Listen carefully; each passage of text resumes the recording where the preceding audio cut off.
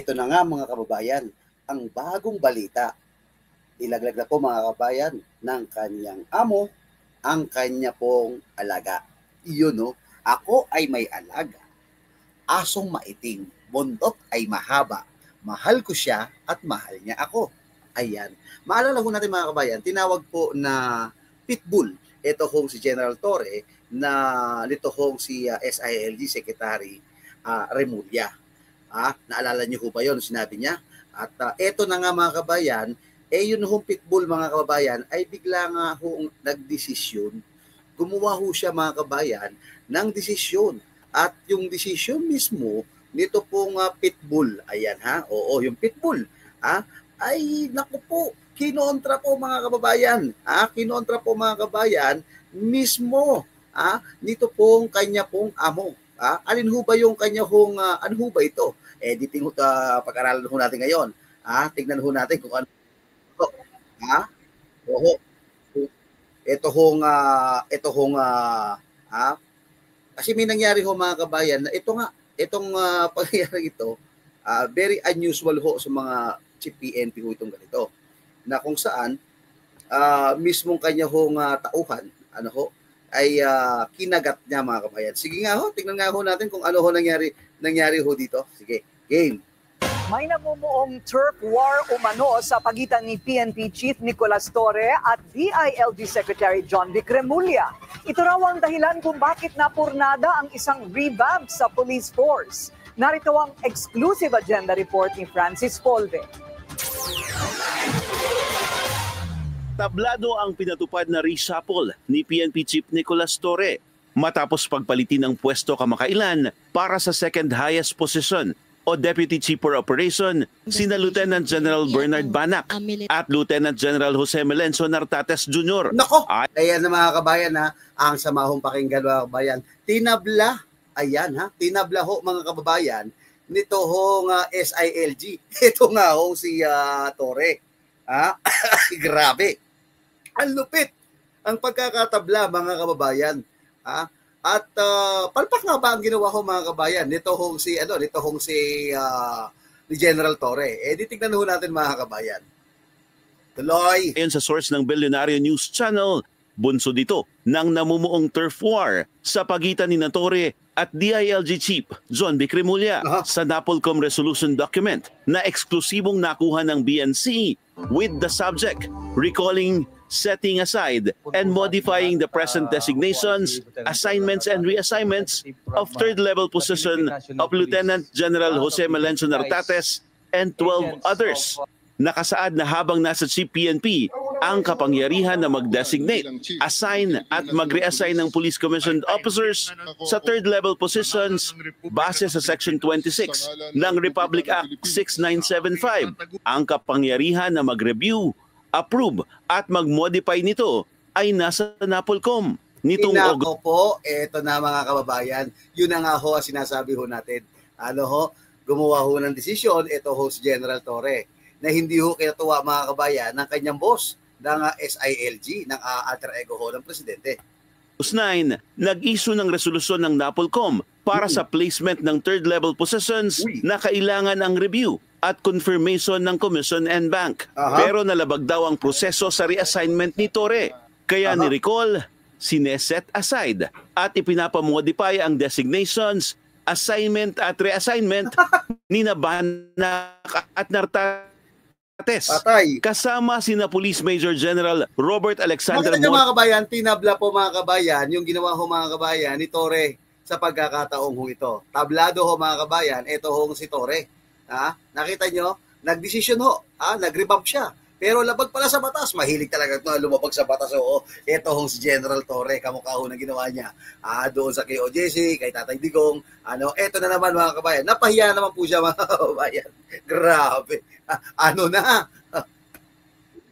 Rico II, Police Major General Anthony Aberin, Police Brigadier General Paul Kenneth Lucas, Police Brigadier General Jack Wanky, Police Brigadier General Romeo Macapas, Police Brigadier General Arnold Argente, Police Brigadier General William Segun, Police Colonel Hansel Marantan, Police Colonel Jonathan Abella at Police Colonel Arnold Rosero.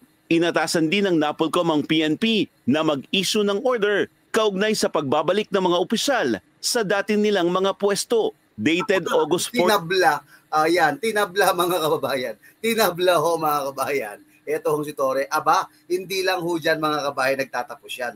Ang atin hong kapalpakan mga kababayan, may isa pa. And one more. Na kung saan gumawa na naman ng desisyon mga kababayan. Ito si Torre. Ito ho. Ito pa yung mas malupit sa lahat mga kababayan. Alin ho ito? Yung K9. Naku po. Yung kalahi po niya. Oo, yung K9. Oo, ito. Tingnan nga ho natin tong K9 na to. Ano ho nangyari ho dito sa K9? Ayan. Okay. Palakihin ho natin. At baba natin. Sabi ho dito mga kabayan, at talagang lumaki ang ulo ni Chief PNP at Nicolas Torre dahil sa kanyang katanyagan. Di niya na kinikilala ang kanyang mga bossing sa NAPOLCOM. Inalis niya sa peso si Colonel Jonathan Abella, Deputy Chief of PNP K9 Unit dahil dinala nito sa NAPOLCOM ang malnourished na asong si Kobe, Brian, na sa tanggapan ni NAPOLCOM Vice Chairman and CEO Ralph Calinisan. Ang pagpapadala ni Abella kay Kobe ay dahil sa utos ni Calinisan. Napahiya tuloy si Torre dahil ibinalik sa NAPOLCOM si Abella sa K9 Unit bilang happy nito.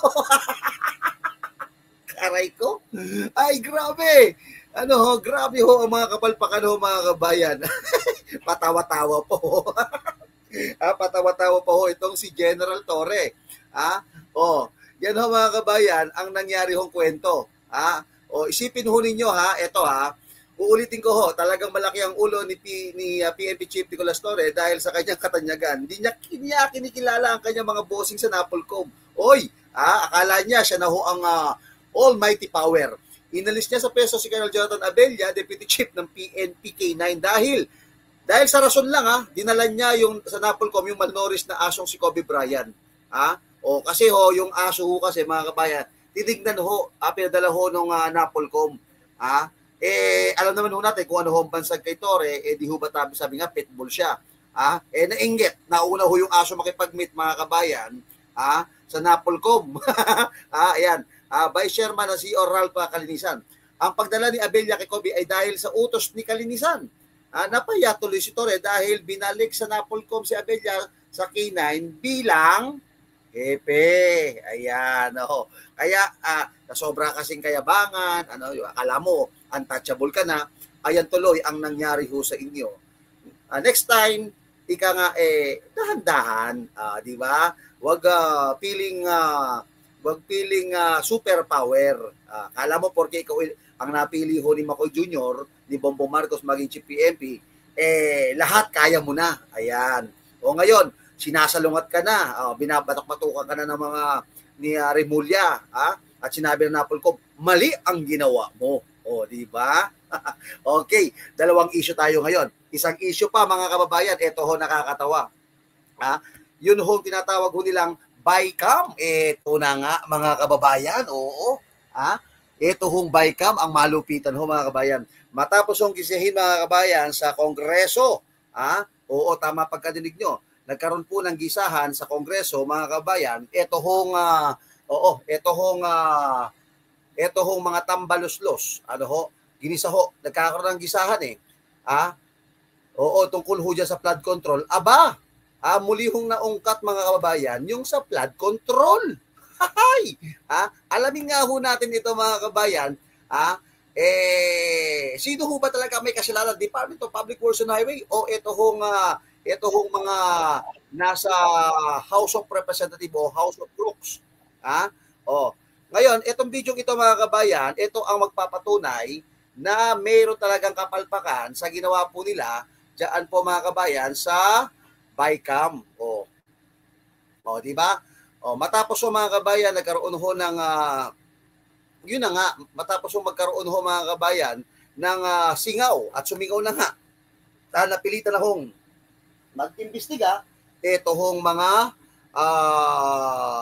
House of Crooks. Kaya lang mga kabayan, ito ho ang lumabas sa kanila hong investigasyon. Pakinggan ho natin. Ng House dun sa ating GAP. Ang naging problema dito sa ating budget ngayon, hindi naman sa preparasyon natin dito Ang naging problema dun sa BICAM. Yun. Kung saan ang allegation, may mga insertions na hindi na pag-aralang mabuti ng Department of Public Works and Highways. Ayan. So, babalik na naman mga kabayan kasi iniipit nyo kasi yung Department of Public Works and Highways eh. Ang problema natin dito, kayong mga buhaya. Kasi nag-insert kayo, nag-insert kayo, nag-insert kayo at hindi namin napag-aralan mabuti yung pinag-i-insert ninyo. Ayan. Di ba? Nasaan ho mga kabayan yung mali? Ang mali dyan, lumalabas yan mga kabayan, nandoon ho talaga doon sa insertion sa BICAM. Tuloy. So, to simplify all these things, simple lang naman. Ano ba yung mga insertions? Ano ba yung mga proyekto na yon? Yun ang pinagmulan lahat eh. At palagay ko, nagkataon lang na napansin ng ating Pangulo na bumaha, nadamay na itong mga proyekto na ito. Ang dapat siguro nating tingnan dito, ano ba talaga yung mga flood control projects na pumalpak. So, to simplify, kasi kung iisa-isay natin lahat yan, hindi tayo matatapos dito. Siguro, we can just ask the DPWH to submit all these projects, tapos magkaroon tayo ng individual reviews per hour. Sa mga ka-tweet mga kabayan, kasi yung anong nangyari ho dito, ito ho magagaling na mga congressman, agad ho silang gumawa mga kabayan ng investigasyon. Ang problema, binuko po sila ng Department of Public Works and Highways. Na alin? Yun na nga mga kabayan, kung hindi kayo nag-insert dyan, inayos yung mabuti ang BICAM, o di sana wala tayong problema. Sa makatwid, sino ho ang may kasalanan dito? Kasi tinuturo ho kasi na ang may sisiho dyan ay walang iba kung hindi po itong mga, tama ho kayo, itong mga taga-Department of Public Works and Highway. Pero nung magsalta ho ang Department of Public Works and Highway, kasalanan nyo yan eh. Hindi, nag-insert kayo na nag-insert eh. Di ba? Kaya ho pumalpak ho ito hong mga flood control. Nako! Kailan pa kaya maayos ang Pilipinas? Mabuti lang mga kababayan. Sila na ho mismo ang nagre-rebuild sa kanila hong mga kapalpakan. So mga kababayan, yan na muna mga kababayan at wag ho tayong kalimutang mag-like, mag-share at mag-subscribe. At paki-comment na lang po mga kababayan below the bell. Yan po sa comment section sa mga team replay, kung ano ho ang masasabi nyo sa pangyayan to. Okay? Paalam, have a nice day, keep safe, and always God bless. Bye-bye.